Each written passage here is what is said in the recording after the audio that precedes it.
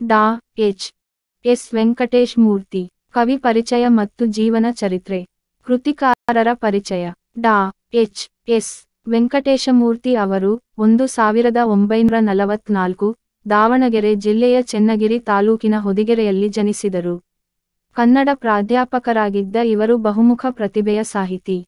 ಇವರ ಸಿಂದಾಬಾದನ ಆತ್ಮಕಥೆ, ಕ್ರಿಯಾಪರ್ವ, ಒಣಮರದ ಗಿಳಿಗಳು, ಋತುವಿಲಾಸ, ಎಷ್ಟೊಂದು ಮುಗಿಲು, ಅಮೆರಿಕಾದಲ್ಲಿ ಬಿಲ್ಲಹಬ್ಬ, ಭೂಮಿಯೂ ಒಂದು ಆಕಾಶ ಮೊದಲಾದವು ಕವನ ಸಂಕಲನಗಳು. ಒಂದು ಸೈನಿಕ ವೃತ್ತಾಂತ, ಕತ್ತಲೆಗೆ ಎಷ್ಟು ಮುಖ, ಚಿತ್ರಪಟ, ಅಳಿಲು ರಾಮಾಯಣ, ಸುಣ್ಣದ ಸುತ್ತು, ಊರ್ಮಿಳಾ ಹೂವಿ ಮತ್ತು ಸಂಧಾನ ಮೊದಲಾದವು ಪ್ರಮುಖ ನಾಟಕಗಳು. 5 ಬಾರಿ ಕರ್ನಾಟಕ ಸಾಹಿತ್ಯ ಅಕಾಡೆಮಿ ಪ್ರಶಸ್ತಿ ಸಂದಿದೆ. ಇವರ ಋತುವಿಲಾಸ ಅನುವಾದಿತ ಕೃತಿಗೆ ಕೇಂದ್ರ ಸಾಹಿತ್ಯ ಅಕಾಡೆಮಿ ಅನುವಾದ ಪುರಸ್ಕಾರ ಲಭಿಸಿದೆ. ಕರ್ನಾಟಕ ರಾಜ್ಯೋತ್ಸವ ಪ್ರಶಸ್ತಿ ಹಾಗೂ ದೇವರಾಜ ಬಹದ್ದೂರ್ ಪ್ರಶಸ್ತಿಗಳನ್ನು ಪಡೆದಿರುವ ಇವರು ಕನ್ನಡದಲ್ಲಿ ಕಥನ ಕವನಗಳು ಎಂಬ ವಿಷಯದ ಬಗೆಗೆ ಸಂಶೋಧನೆ ನಡೆಸಿ ಪಿಎಚ್.ಡಿ. ಪದವಿ ಗಳಿಸಿದ್ದಾರೆ.